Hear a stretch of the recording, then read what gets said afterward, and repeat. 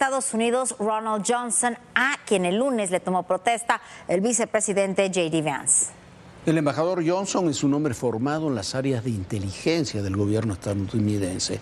Ha estado durante 40 años en la CIA y en las Fuerzas Armadas en el área de inteligencia de las propias Fuerzas Armadas.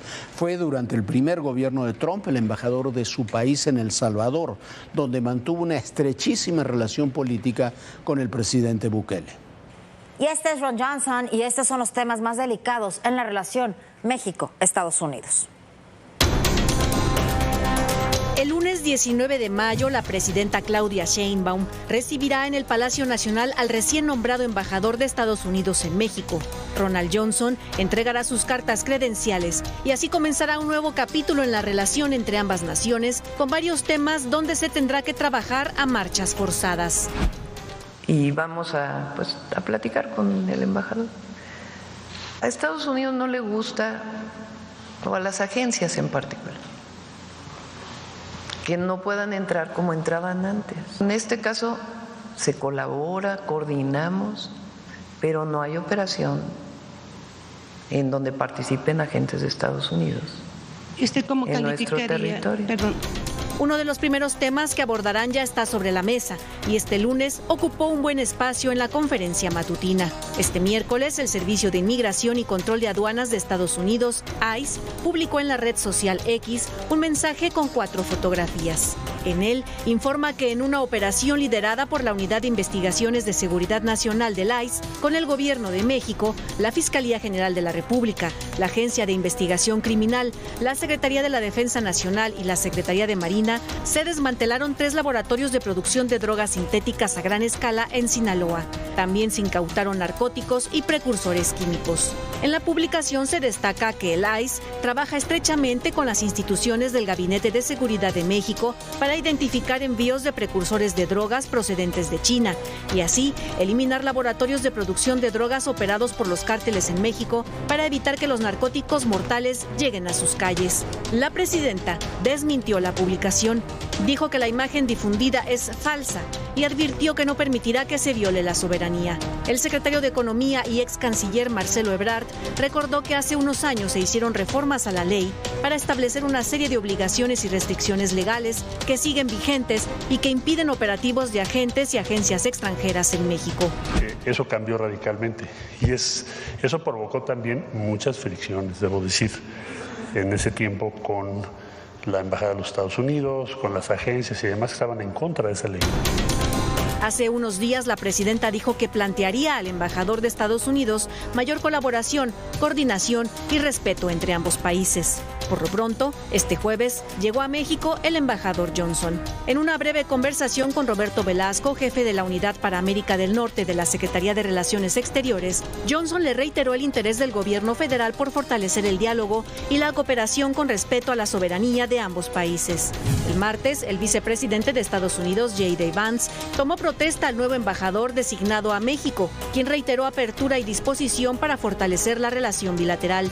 Lo cierto es que la designación de Ronald Johnson es un giro de 180 grados, debido a que la representación de Washington en México no estará a cargo de un diplomático de carrera, sino un ex boina verde con carrera en la CIA. Johnson no es ajeno a América Latina. Es considerado uno de los arquitectos de la estricta estrategia de seguridad de Nayib Bukele en El Salvador, cuando fue embajador en ese país. Analistas estadounidenses mencionan que Johnson no vendrá a negociar tratados.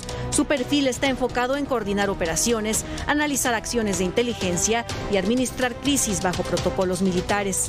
Además de la seguridad, el embajador centrará los esfuerzos en atender la crisis migratoria y las tensiones comerciales de los últimos meses. Para ADN 40, Fuerza Informativa Azteca. La llegada de Ronald Johnson implica el inicio de una nueva etapa en la relación diplomática de México y Estados Unidos.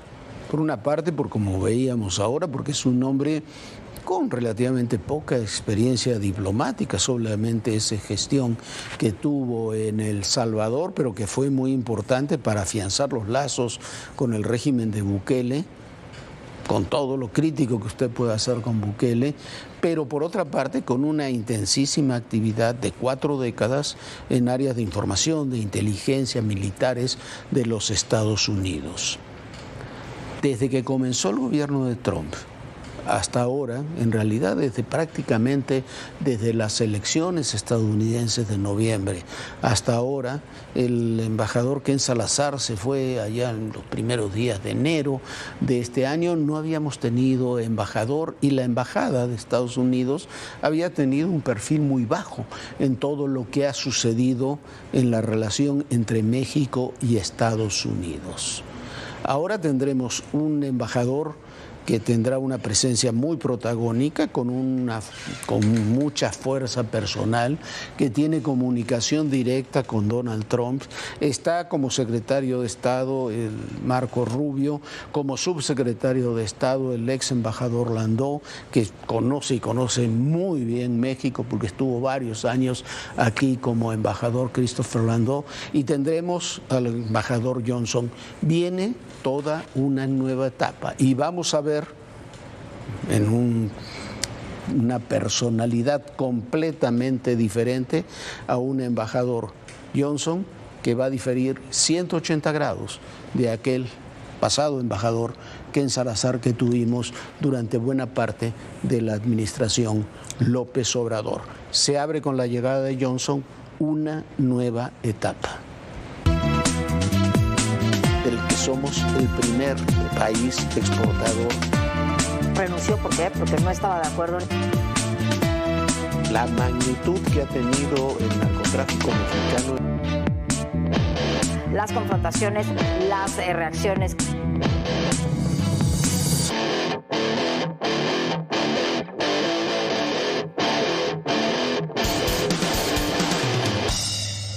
Un nuevo Día del Maestro y una nueva jornada donde coinciden desde las celebraciones hasta los reclamos y también la violencia.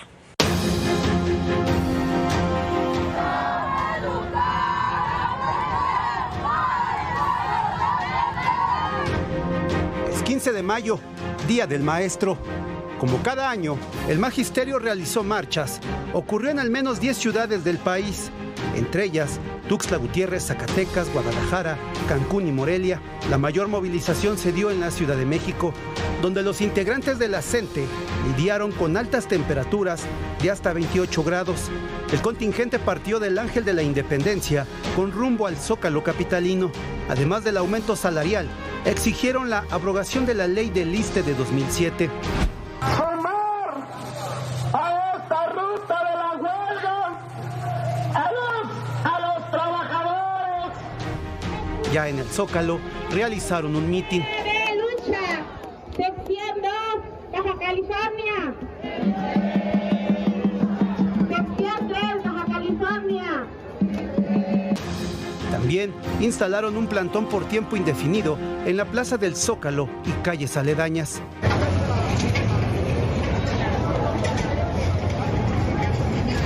En el mismo primer cuadro de la Ciudad de México, la presidenta Claudia Sheinbaum anunció un 9% de aumento salarial global a los maestros retroactivo al 1 de enero. Además, a partir del mes de septiembre habrá un aumento del 1% más una semana extra de vacaciones. En ese momento retroactivo al 1 de enero vamos a dar 9% de aumento salarial.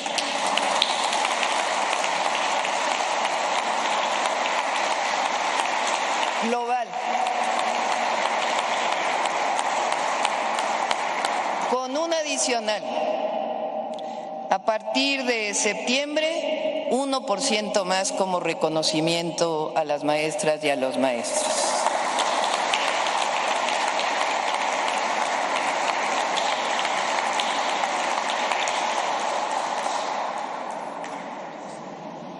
De verdad que ojalá pudiéramos dar más, ¿no? Significa un presupuesto anual adicional de 36,000 millones de pesos. En Oaxaca, 8 maestros de la sección 23 perdieron la vida. Ocurrió anoche en la carretera Coagnolapan, Oaxaca, donde el autobús que los transportaba chocó contra una pipa de gas, una camioneta y otro vehículo. En total, 21 personas perdieron la vida y 5 más están heridas.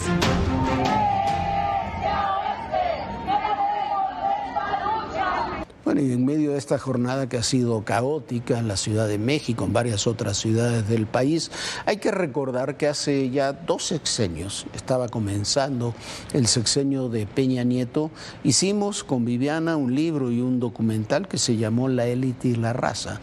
Han pasado de aquello 13 años, fue en diciembre del 2012 cuando publicamos aquel libro y aquel documental, pero la premisa de aquella investigación sigue estando absolutamente presente, acrecentada por los errores cometidos por los distintos gobiernos y que se siguen cometiendo en la educación pública del país, por las políticas que se siguen, que en lugar de fortalecer la educación pública, la radicalizan, la debilitan y paradójicamente arrojan a cada vez más familias a las escuelas privadas, aunque sean de mala calidad, pero por lo menos hay clases.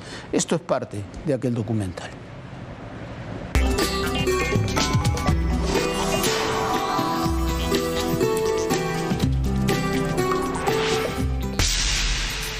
Esta es la galaxia México. Aquí es donde vivimos, donde crecen nuestros hijos y nuestros nietos, el lugar donde disfrutamos y sufrimos. Esa es la galaxia que queremos cambiar. Pero a veces un universo se transforma en una sola calle. Una calle que hay que decidir cruzar para poder transformar toda una realidad.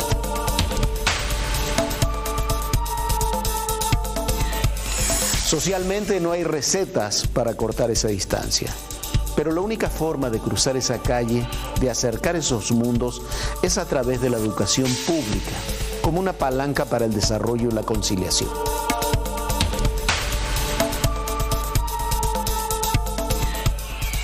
El modelo educativo actual garantiza extensión, pero no profundidad o calidad, y ha dejado de ser un factor de movilidad social.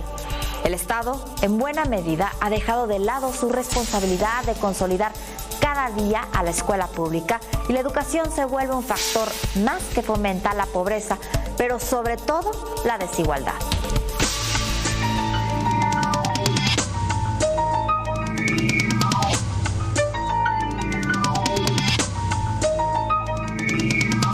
La creciente privatización de la educación no garantiza una mejor calidad educativa, pero sí la hace cada vez más elitista. Existe una tendencia legítima pero equivocada de canalizar cada vez mayores esfuerzos hacia la educación privada, de acercar a los niños y a los jóvenes a la escuela privada y no a la pública. Y la movilidad social en México se ha estancado. El que nace pobre y con pocas oportunidades no puede más que seguir estando pobre y sin oportunidades. La única opción para romper ese esquema es una educación pública de calidad. Y esa opción es la que se está perdiendo e impide que crucemos la calle de la desigualdad. Existe otro desafío en la educación. Es la ideologización de la pobreza y junto con ella de la propia educación. La Coordinadora Nacional de Trabajadores de la Educación escenifica perfectamente esa lógica de mantener la educación como rehén de la lucha por el poder.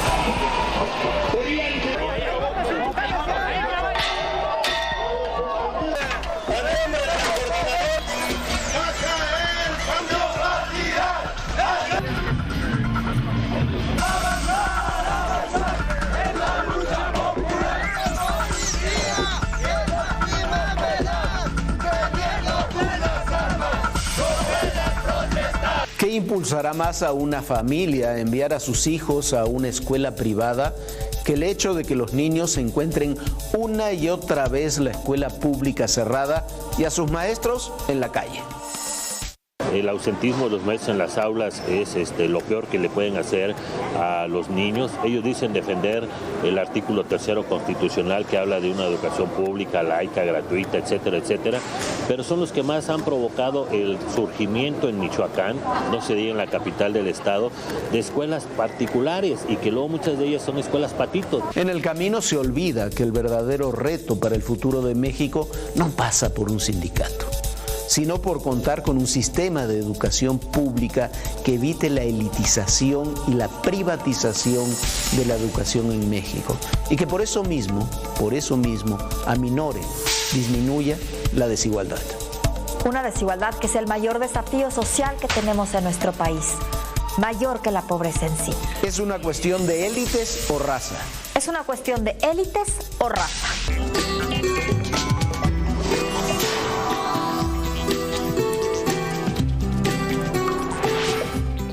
Y lo decíamos en ese entonces y hoy la situación es todavía mucho más grave, que sin una buena educación pública la brecha de desigualdad se abre todavía más. Imagínense nada más la diferencia entre un chico, un estudiante que ve una escuela privada a uno que está en una escuela pública con unos libros de texto que han sido tan cuestionados. En una escuela pública donde los maestros prefieren estar en las calles que estar en sus aulas. Y no estoy diciendo que todos los maestros, porque hay maestros buenísimos y extraordinarios comprometidos en México, maestros que han hecho hasta lo imposible para poder enseñar los conocimientos que faltan en esos libros de texto, como matemáticas, como escritura, lectoescritura. Bueno, han hecho una gran labor. Pero bueno, se necesita hacer mucho más. ¿Por qué? Porque si no hay una educación buena y de alta calidad para absolutamente todos los niños mexicanos, cada vez más se va a abrir esa brecha de la desigualdad. Y no hay nada más importante que la movilidad social, que un chiquito que pudiera nacer en la Sierra de Guerrero pudiera tener las mismas oportunidades que un chico que está en una escuela privada en la Ciudad de México. Hay que poner especial atención a la educación. ¿Y qué cree? Que el presupuesto que le destinan a México en temas de educación es el más bajo de toda la OCDE. Una tragedia. Sí, es un tema de presupuestal y es un tema de visión política también. En lugar de tener una escuela con mayores requisitos, mayores exigencias, mayor calidad, se ha optado con este engendro que se llama Nueva Escuela Mexicana, que encabezan estos personajes que no tienen la menor idea de lo que es la educación, como Marx Arriaga y otros. Se ha hecho un engendro donde la educación se ha reemplazado por la ideología y el proselitismo. Ese es el verdadero desafío. Cuando hicimos este documental, advertíamos, y comenzaba el gobierno de Peña Nieto, que si se seguía permitiendo a las coordinadoras y otros grupos seguir avanzando en el ámbito educativo, íbamos a perder cada vez más. Se demostró. El gobierno de Peña Nieto, al inicio de su administración, por el consejo de José Murat, le dio juego a la coordinadora pensando que le iba a controlar y terminó perdiendo. El gobierno de López Obrador puso a todos estos personajes e hizo el engendro de la Nueva Escuela Mexicana y terminó perdiendo. La presidenta Sheinbaum también está perdiendo con la coordinadora. Si no entienden que ese grupo, independientemente de su peso, no tiene nada que ver con la educación y mucho menos con la calidad de la educación, sino con el proselitismo político para seguir ocupando espacios de poder, cada día vamos a estar peor. Y paradójicamente, estos que dicen que defienden la educación pública, lo que están haciendo es llevar al alza la educación privada. Bueno, y el viaje de Donald Trump a Medio Oriente sigue reacomodando el equilibrio geopolítico en esa región del mundo, y con las reuniones en Turquía también el futuro de Ucrania y Europa. Donald Trump llegó a Abu Dhabi, capital de Emiratos Árabes Unidos, en su última parada tras una semana de gira por Medio Oriente. Firmó un acuerdo con el presidente de ese país, Sheikh Mohammed bin Zayed Al Nahyan, quien se comprometió a invertir $1.4 billones en la Unión Americana. A cambio, Estados Unidos dotará de tecnología al país árabe, ya que dará acceso a chips de inteligencia artificial avanzados. Esta gira tiene como principal finalidad pactos comerciales, los cuales ha obtenido, pues Trump firmó un acuerdo que incluye la venta de armas a los 3 países más ricos de Medio Oriente: Arabia Saudita, Qatar y Emiratos Árabes. Pero su gira también creó suspicacias, debido a que estrechó relaciones que pocos imaginaban. Una de ellas tiene que ver precisamente con Qatar, país que históricamente ha sido un auspiciante muy significativo de Hamás en la Franja de Gaza. Incluso Trump aceptó un millonario regalo de Qatar. Se trata del nuevo Boeing, con el cual reemplazará al Air Force One, el avión que utiliza el presidente de Estados Unidos. El giro radical llegó en Siria, donde sostuvo un encuentro con el presidente al-Sharak, quien cuenta con un pasado controvertido, debido a que fue líder del Frente al-Nusra, el brazo sirio del grupo terrorista Al-Qaeda. Así es que Trump no solo hizo negocios, también estrechó las manos de los más acérrimos rivales de Israel. Recordemos que Estados Unidos es el principal aliado del presidente israelí Benjamín Netanyahu, quien tiene diferencias con Siria tras los bombardeos a ese territorio y mantiene el frente abierto con Hamas en la Franja de Gaza. A todo esto se suma que a principios de mayo, Trump anunció que llegó a un acuerdo con los hutíes yemeníes, quienes asaltan y atacan los barcos que transitan por el Mar Rojo. Este grupo terrorista afecta el 15% del comercio marítimo. Con la tregua, Estados Unidos busca que sus buques no sean atacados. Además, el presidente estadounidense también busca negociaciones para restaurar el acuerdo nuclear con Irán, algo que el primer ministro israelí ha rechazado abiertamente. Las nuevas decisiones de Trump modifican el equilibrio de poder en la región. Abre una nueva etapa en las relaciones entre Estados Unidos y Medio Oriente, dejando a un lado a Israel. En medio de la gira de Trump, cerca de ahí, en Estambul, Turquía, alistan reuniones para negociar el cese al fuego entre Rusia y Ucrania. Estarán presentes el ministro de Defensa ucraniano y por la delegación rusa el asesor presidencial. La delegación estadounidense estará liderada por el secretario de Estado Marco Rubio. Este jueves, el presidente turco Recep Tayyip Erdogan sostuvo un encuentro con su homólogo de Ucrania Volodymyr Zelensky. Sin embargo, no estará en los encuentros de mañana, luego de que el presidente ruso Vladimir Putin se negó a viajar a Turquía para tener un encuentro cara a cara.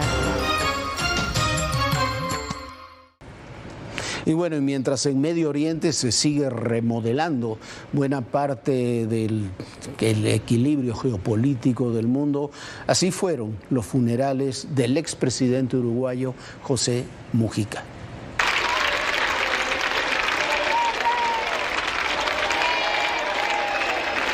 Luego de 2 días de funeral en el Palacio Legislativo de Montevideo, el cuerpo de José Pepe Mujica, el exguerrillero que llegó a la presidencia de Uruguay, fue trasladado al crematorio y después a su casa donde permanecerán sus cenizas. Desde el miércoles, miles de uruguayos formaron largas filas frente al Palacio Legislativo para despedir a Mujica, quien fue colocado en un ataúd envuelto en la bandera uruguaya y la bandera histórica de los 33 orientales.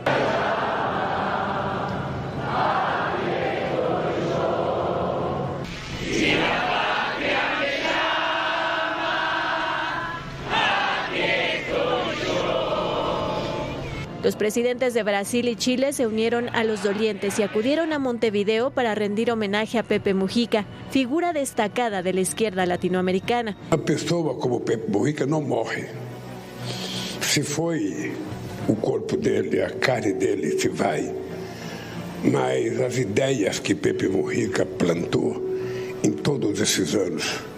El presidente chileno, Gabriel Boric, abrazó efusivamente a Lucía Topolansky, esposa de Mujica, antes de presentar sus respetos ante el féretro. Tanto Lula como Boric, aliados de la izquierda latinoamericana, estaban en Beijing participando en el foro ministerial China-CELAC cuando recibieron la noticia de la muerte de Mujica. Conocido por su estilo de vida austero, su lenguaje llano y su discurso anticomunista, el mandato de José Mujica de 2010 a 2015 se caracterizó por romper los esquemas de sus predecesores. Entre sus acciones, impulsó la legalización de la marihuana con un inédito plan que puso al Estado a manejar el cannabis desde la producción hasta la comercialización.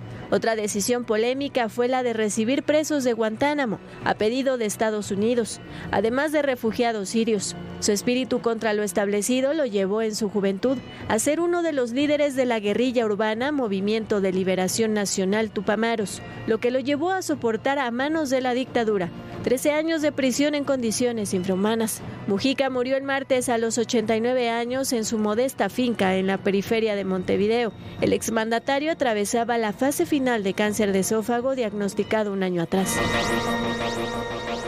Descansa en paz, José Mujica. Nosotros ya nos vamos. Muchísimas gracias por habernos acompañado. Recuerde, mañana tenemos una cita muy puntual aquí en punto de las 11 de la noche. Sueñe bonito. Bonita noche. Muy buenas noches, Viviana. Y recuerde, en el poder y en la política todo, pero absolutamente todo, es personal. Gracias.